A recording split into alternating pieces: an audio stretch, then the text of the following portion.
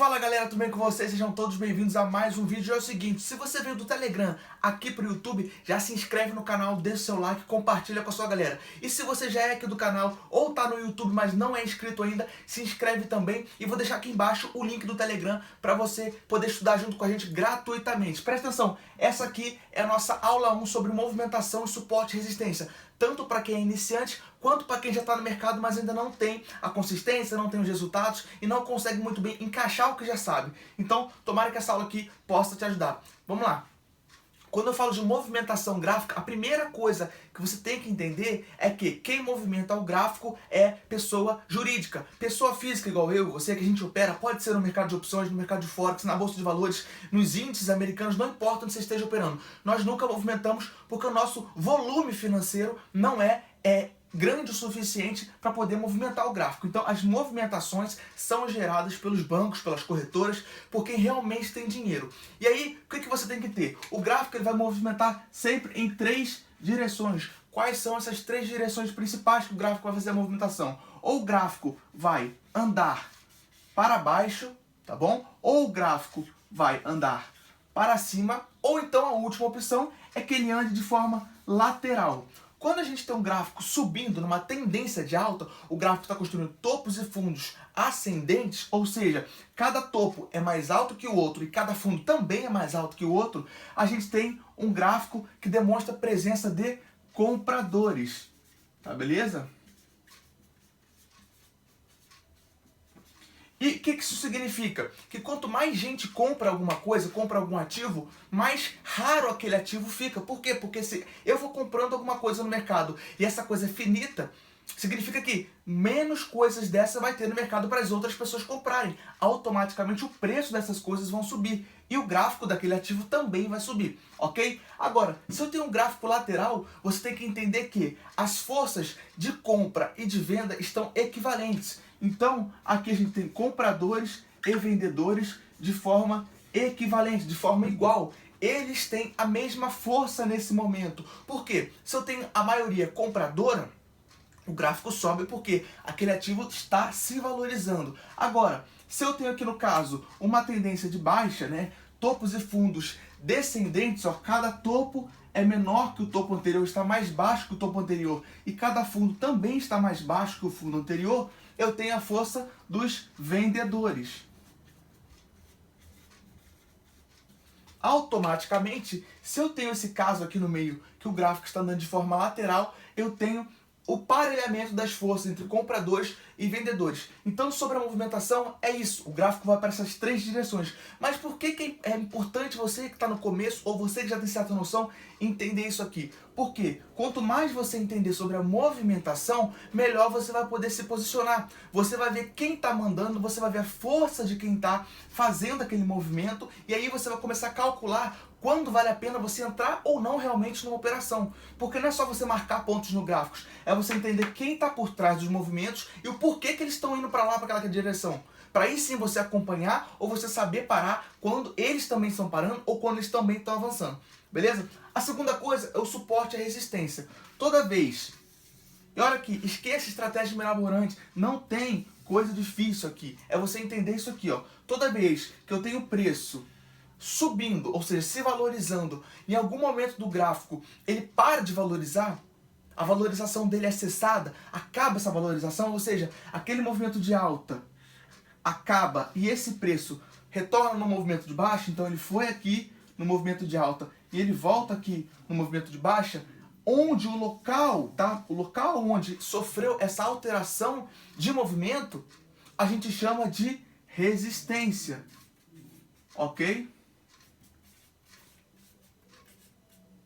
Por que resistência? Porque o preço não resistiu àquela faixa de valor e desvalorizou. Alguém, algum banco, alguma corretora, algumas pessoas físicas estavam aqui posicionadas com contrato de venda que fizeram com que esse preço caísse, tá? Sempre que você tem o preço subindo em determinada região, esse preço começa a descer, quer dizer que essa região aqui estava carregada de contratos e de força vendedora, fazendo com que esse preço caísse, ok? Então a resistência nada mais é que o ponto do gráfico, a localidade, a faixa de preço que aquele ativo alcançou e não conseguiu ultrapassar. Ele resistiu àquela faixa de preço e aí fez um movimento de correção para o lado contrário. No caso, se ele estava subindo, ele começou a descer. E o suporte nada mais é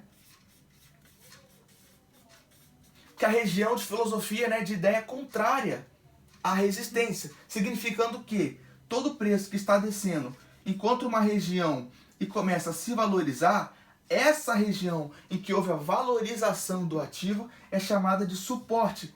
E se aqui, na resistência, quem imperam são os vendedores, quem manda aqui são os vendedores, porque eles têm a força para fazer o preço se desvalorizar, quem manda no suporte, a galera que está presente no suporte, é quem? São os compradores. É essa galera aqui que está no suporte. Essa galera aqui é que faz o preço de um ativo se valorizar. Agora, você vai perguntar, quando que eu sei que um suporte é bom ou uma resistência é boa? Vem aqui para o canto, nesse cantinho aqui, ó.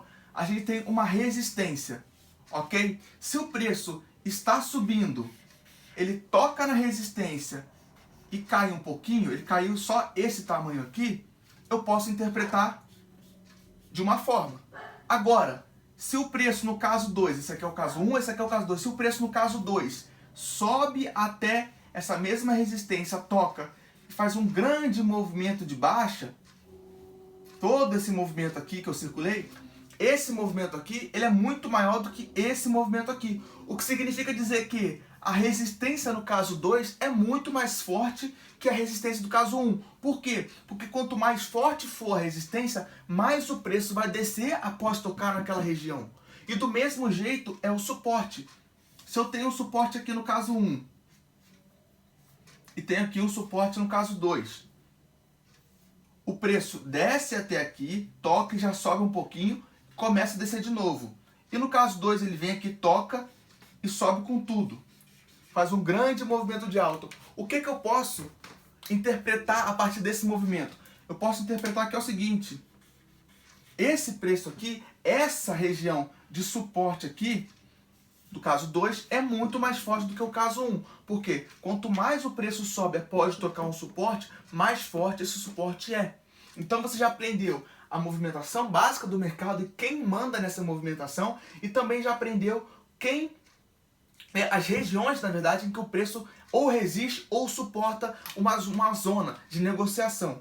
Na resistência é a zona de negociação onde os vendedores têm mais força, enquanto que no suporte é a zona de negociação onde os compradores exercem a maior força. Um preço tocou no suporte, a tendência dele é se valorizar. Um preço chegou numa faixa de resistência, a tendência desse preço é se desvalorizar. Do mesmo modo que você também já aprendeu nessa aula, que quanto mais o preço se desenvolve a partir de um toque na região, mais forte essa região é. Ou seja, se o preço tocou na resistência e desceu muito, essa resistência para você é considerada bastante forte. Se o preço tocou nessa resistência e desceu um pouquinho, essa pode ser uma resistência fraca.